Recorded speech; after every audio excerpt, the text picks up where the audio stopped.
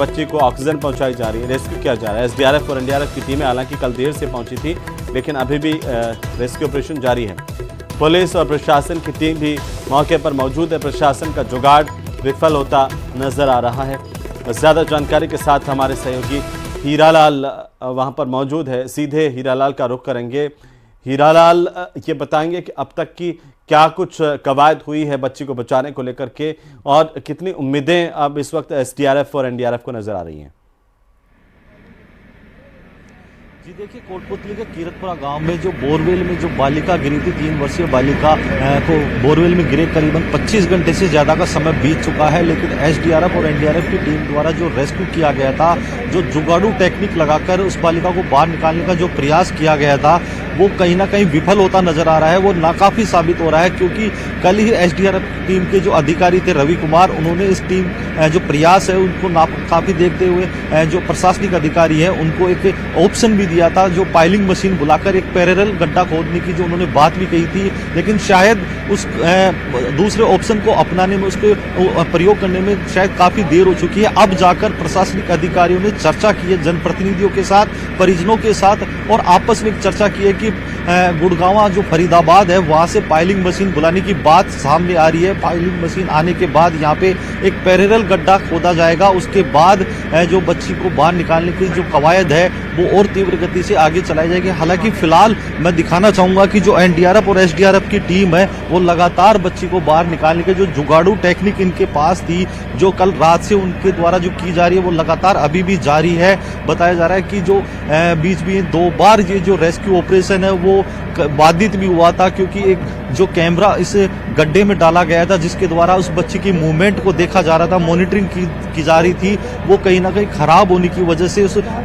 Rescue operation को बीच में 2 बार रोका गया था। अभी आप तस्वीरों में देख सकते हैं कि एक बार वही जुगाड़ू ऑपरेशन जो हुक के जरिए उस बच्ची को जो रिंग डालकर और एल बैंड डालकर उस बच्ची को बाहर निकालने का जो प्रयास था वो अभी भी जारी है। बच्ची को हालांकि जो मूवमेंट है वो कुछ देर पहले तक नजर आ रहा था, लेकिन अभी फिलहाल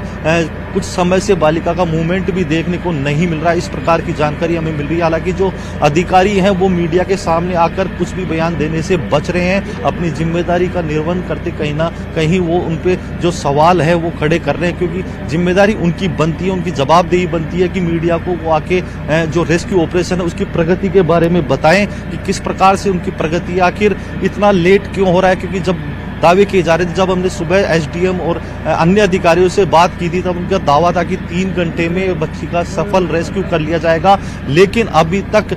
4 बजने को आ गए हैं, लेकिन अभी तक बच्ची को मात्र 30 फीट तक गहराई का है जो ऊपर लिया गया है, बच्ची को बाहर निकाला गया है। 30 फीट की जो गहराई है वहीं तक बच्ची को रेस्क्यू किया गया, उसके आगे बच्ची को रेस्क्यू नहीं किया जा पा रहा। कहीं ना कहीं तो हीरालाल, अभी क्या पता चल पा रहा है कि कितने फीट पर हैं अभी चेतना? जी देखिए, अभी जो प्रारंभिक तौर पे हमारे पास जानकारी आई है उसके अनुसार बच्ची अभी भी मात्र 30 फुट के ऊपर तक ही बच्ची को रेस्क्यू किया गया। उसके आगे है जो रेस्क्यू ऑपरेशन अभी बाधित हो गया था, इसकी वजह से बच्ची को बाहर नहीं निकाला जा सका। अभी भी 100 फीट गहराई तक बच्ची है जो अटकी हुई है। हालांकि जो परिजन है वो जो रेस्क्यू ऑपरेशन में देरी हो रही है उसको लेकर परिजन और ग्रामीणों में कहीं ना कहीं चिंता का विषय है, क्योंकि जिस प्रकार से दौसा में जो देरी हुई थी, यहाँ भी कमोबेश वही स्थिति देखने को मिल रही है। 25 घंटे का समय बीत चुका है, तो कहीं ना कहीं ये जो देरी है प्रशासनिक की जो संसाधन है, तकनीकी जो खामियां हैं उसको उजागर करती नजर आ रही है। हालांकि हमने जो प्रशासनिक अधिकारियों उनसे इसका कारण जानने की कोशिश की, प्रगति रिपोर्ट जो बच्ची की है उसके बारे में, जो रेस्क्यू ऑपरेशन है उसके बारे में भी जानने का कोशिश किया, लेकिन जो अधिकारी हैं, जो जनप्रतिनिधि हैं, वो मीडिया के कैमरे के सामने आने से बचते नजर आ रहे हैं। जी, लेकिन देखिए पहले से ही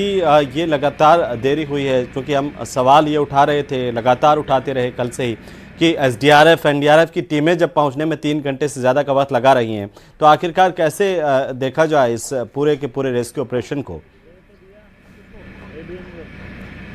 जी देखिए, जब ग्रामीण क्षेत्र में इस प्रकार की घटनाएं होती है तो एसडीआरएफ की टीम और एनडीआरएफ की टीम को पहुंचने में देरी होती है, क्योंकि संसाधन जो उनके पास होते हैं वो स्थानीय स्तर पे नहीं पाए जाते, क्योंकि जो आपदा प्रबंधन की टीम होती है वो उपखंड मुख्यालय या जिला मुख्यालय पे इतने पर्याप्त संसाधन नहीं होते हैं। हालांकि जो जयपुर से टीम आई एनडीआरएफ की और एसडीआरएफ की टीम है वो भी देसी जुगाड़ का ही सहारा ले रही है। तो कहीं ना कहीं ये जो देसी जुगाड़ का जो सहारा है वो नाकाफी साबित हो रहा है। अब जाकर प्रशासन को ये बात याद आई है, जो एसडीआरएफ के रवि कुमार जो अधिकारी है उन्होंने कल प्रशासन के सामने एक ऑप्शन रखा था पाइलिंग मशीन बुलाने का, तब अब जाकर प्रशासन को लग रहा है कि पाइलिंग मशीन को मौके पे बुलाया जाए, एक पैरेलल गड्ढा खोदा जाए और बच्ची को सफल रेस्क्यू किया जाए। लेकिन जिस प्रकार से इस पूरे प्रकरण में जो देरी